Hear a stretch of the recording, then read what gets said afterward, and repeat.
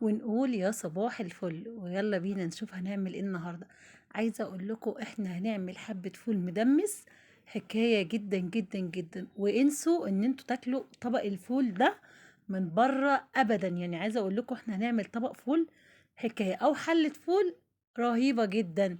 طيب يا ستي، انا جبت كده اول حاجه ابتديت بيها بقى. يعني بصوا، يعني اول ما تصحي كده الصبح علقي على حله الفول دي، عقبال على اخر النهار هتاكلي منها. انت هتسيبي كل الاكل وهتتعشي فول بس من حلاوتها وجمالها. انا عندي نص كيلو فول ماشي، وكنت في اليوم ده، اليوم اللي انا جبت فيه ده كنت جايبه فول مدشوش اعمل ايه حله بصاره.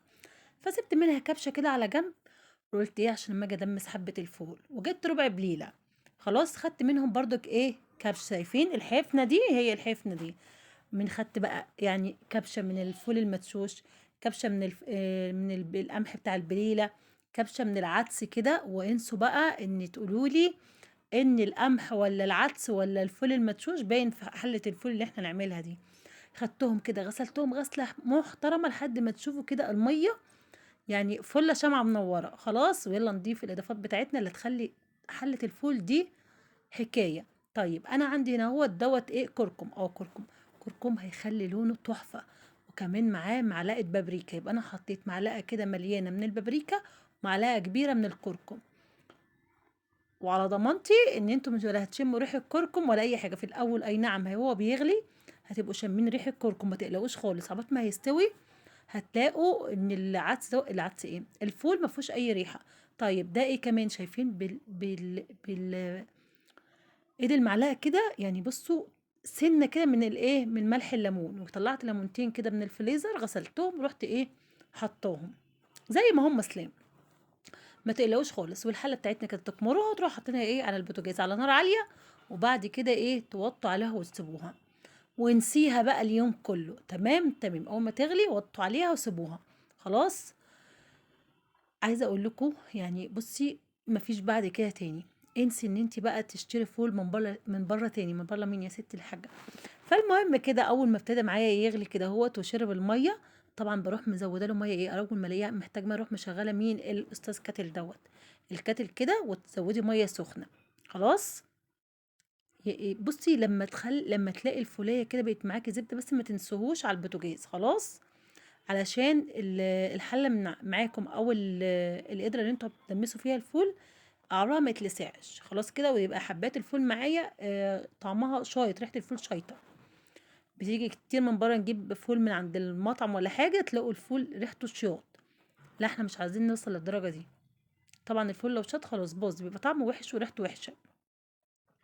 نغيب اي نعم موطين عليه، بس لازم نقلب الحله او القدره. طبعا عايزه اقول لكم يعني في ناس تقول الفول في القدره طعم تاني وريحه تانية. لا مش هيفرق كتير، احنا دمسناه في الحله. وعايزه اقول لكم انا بحب جدا اعمل الفول في الحله. شايفين اللون؟ بصوا كل شويه تغيبوا تلفوا كده الحله، فاهمين؟ وتقلبوا القعر حلو قوي كده. شايفين الليمون؟ عايزه اقول لكم ده بقاله بتاع، يعني انا من اول حاجه عملتها كده رحت ماسكه البوتاجاز مصبناه، وقلت له بقى عشان ايه، يعني اول حاجه ابتديت بيها عشان انسى في حله الفول دي. خلاص كل شويه اقلب. خلاص كده محتاج ميه زود، ما تقلقوش خالص.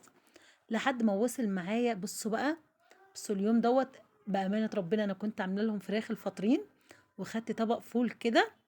عايزه اقول لكم سابوا الفراخ وكلوا فول. وفي بقى اللي ما كلتش فراخ وقامت حياء طبق فول كده وقالت لي انا هاكل فول. عايزه اقول لكم يعني اي نعم احنا بعد ما خلصنا الاكل كده اللي هو وجبه الغداء بتاعتنا اللي بتبقى اخر النهار دي، كان الفول معايا استوى.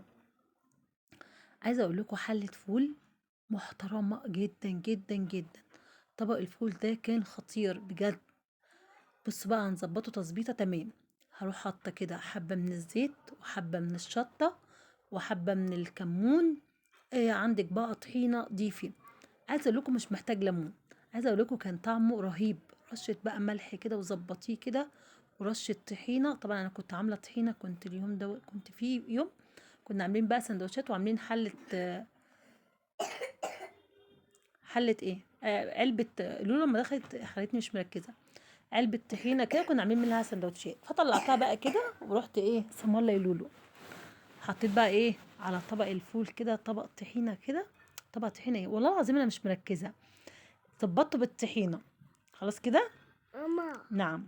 في شاشة المراوح دي الشعب بتاع البيت. ماشي. وبقى بصوا عيش شامي بقى كده او عيش بلدي، بس عايزه اقول لكم انا ما حبيتوش غير بالعيش البلدي بصراحه، طعمه خطير جدا جدا جدا. بصوا جمال مفيش بعد كده تاني. عايزه اقول لكم الفوليه زبده زبده، لازم تجربوا الفول بطريقتي خلاص، لان فعلا رهيب بجد. شايفين طبق الفول بيتكلم عن نفسه، ولا قمحية باينة بقى اللي هي بتاعة البليلة، ولا عدساية، ولا اللي اسمها ايه الفول المدشوش، ولا اي حاجة. طبق فول رهيب صدقوني، يتاكل كده بالمعلقة بجد. انت لو حطيتيه جنب الفراخ هتسيبي الفراخ وتاكلي الفول. شايفين الفول مزبت كده ورهيب رهيب بجد. لو وصلتوا لحد هنا ولسه ما اشتركتوش في القناه، اشتركوا في القناه، فعلوا الجرس، واكتبوا كومنت قمر زيكم كده وقولوا لي ايه رايكم. طبعا انا بوريكم الفوليه كده مزبده كده وخطيره بجد تحفه. بصوا عايزه اقول لكم انا ما كنتش قادره اسيب الطبق بصراحه. بصوا جبت له بقى عيش انا كنت بسخن عيش في الميكرويف كده، والرغيف عندي اتحمص. عايزه اقول لكم فظيع بجد فظيع. انا مسكت طبق الفول كده مش عايزه اسيبه. شايفين شكله عامل ازاي؟ انا بوريكم ولا فيه قمحيه باينه ولا اي ولا عدس ولا اي حاجه، بوريكم الميه بتاعته عامله ازاي بجد خطير. وبس كده خلص معانا الفيديو، اشوفكم في فيديو، مع السلامه.